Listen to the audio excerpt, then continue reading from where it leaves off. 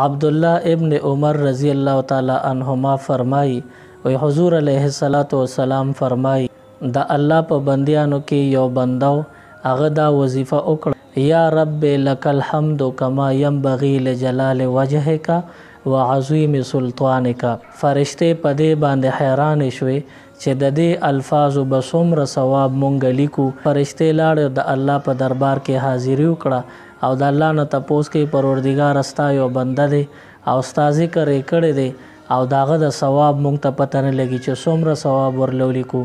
الله ته علم او معلومات وو، داغه باوجود الله پاک د فرشتو نه تپوس که زما بنده څه ویلي. فرشتو وی پروردګار استا بنده ویلی دی یا رب لک الحمد کما ینبغي لجلال وجهک وعظیم سلطانک. الله رب العالمین وتو فرمایل چې زما بنده کم الفاظ ویلی دي د دې دا ثواب تاسو نشئ لیکلی، عملنامه کې بس عمده الفاظ ورله ولیکئ، پر ورځ د محشر د دې ثواب به زه په خپله باندې ورکوم.